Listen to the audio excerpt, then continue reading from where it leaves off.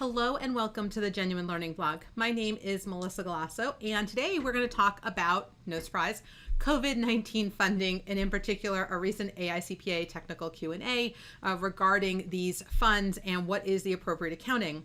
If you remember, last year they issued a TQA very similar to this, talking about PPP loans and what was the appropriate accounting. In that scenario, PPP loans were a little bit unusual in that they were loans, but they were also forgivable. But now we've had some additional items come out and questions about how to treat them. So TQA 5270 was issued in August to address some of this new federal funding, in particular the shuttered grant and the restaurant revitalization fund. And again, for most of these going to for-profit entity, there's no guidance in GAAP for these transactions. We don't have a government assistance recognition and measurement. We're expecting relatively soon government assistance disclosures, but that still doesn't help us with recognition and measurement. So the question that was asked was, how should a recipient account for these shuttered venue operating grants or restaurant revitalization funds that were issued under the COVID-19 relief fund? So again, we're not just have the CARES Act now, we have CAA and ARPA that we have to address. And they're not loans, right? They were never intended to be paid back. They're not required to repay them. So PPP accounting doesn't make sense there because Topic 470 really isn't an option. But the other three that were in the TQA for PPP loans do stick. So again, you can try to use IFRS and their government assistance. You can use 958-605, or you can use gain contingencies. Again, these would be through analogy.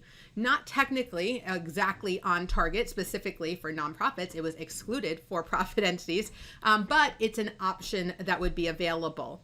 For nonprofits, on the other hand, again, they only had two options for PPP loans, 470 or 958-605. They weren't eligible for IFRS or gain contingency, so you say the same thing here.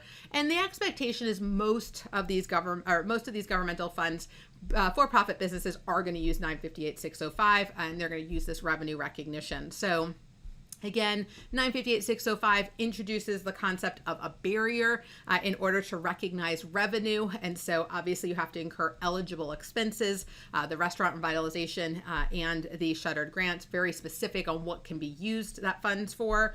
And if you don't use them appropriately, right, the terms and conditions do say that the Small Business Administration can recoup them. So there is the right of return or right of release along with the barrier, making these conditional grants. And so revenue would be deferred until you actually have met those conditions. You've incurred those eligible expenditures. So we're not surprised by this TQA. In fact, if you had asked me prior to this TQA, this is exactly what I would have said, right? You can apply the items that were applicable to PPP loans with the exception of Topic 470 because this was never a loan, right? There is no repayment requirement here. So I think, again, AICPA answering the questions about these new programs that are coming out, trying to make sure people feel pretty comfortable about the accounting and try to reduce diversity in practice up front.